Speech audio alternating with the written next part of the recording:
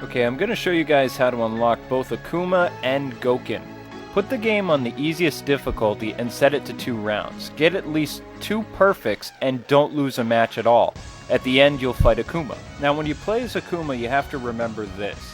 You want to play through him and you want to see his storyline, because you have to watch it all the way through, and you have to play as Akuma, and you can't lose a single match. Then after you play as Akuma, pick a character that you're familiar with that you've already beat the game with. Get at least 2 perfects. I did 4 for good measure. Perform at least 3 ultra combos. Also achieve at least 5 first attacks. After you do this, you'll fight Goken, and after beating Seth, just beat Goken and you've unlocked the Shenlong of Legend. If you've played the arcade Street Fighter 4, then you'll understand my meaning. The arcade game has no load times at all. The PS3 and 360 suffer from 30-second load times, not counting the character intros in between either. This has always been the downside of disc-based home systems, and sadly we aren't in the age of lightning-fast cartridges anymore. My boss says that he doesn't like having to unlock most of the characters. I'm out to lunch on this subject. There is always a character that I can't stand in Street Fighter, and Rufus is my number 1 pick. The fact they made this guy a joke and larger than life really shows what the rest of the world thinks of Americans: overweight with massive egos. If that's not a slap in the face to the people in the States, I don't know what else is. Well, at least we still have Guile and Ken. Lastly, if you're going to play this game, and I mean really play it, please buy the arcade stick. Don't worry, this game still has a lot of good stuff to offer. Like, the character intros are really awesome. And I also like the Rivals mode. While you're playing through arcade, your rival appears and you have to fight them.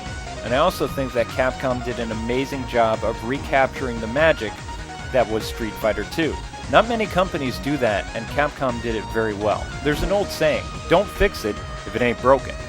That is exactly what Capcom has done. It's also worth mentioning that the original Street Fighter 2 team of Capcom reunited to make the best Street Fighter game in almost 8 years. One of the coolest things about Street Fighter 4 is the almost 17-year-long wait for Shenlong. Multiplayer has always been a huge factor for the series, and I'm happy to say that it's fun, both online and off. The revenge meter is pretty cool and can turn the tide of any fight and makes things more interesting, although at the same time it comes down to an old-fashioned draw who can shoot first type of deal.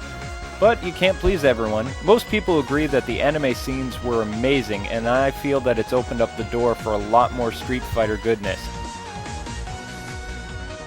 As great of a game as this is, it's hard for me to see this as a new Street Fighter and not Street Fighter Part 2. You see, Street Fighter 2 has cast a huge shadow on the series, so it's hard for me to say that this is the best Street Fighter game ever made.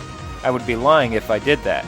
Not growing up with Street Fighter 1, 2, Alpha, or any of the other series, you younger gamers won't understand what I'm getting at.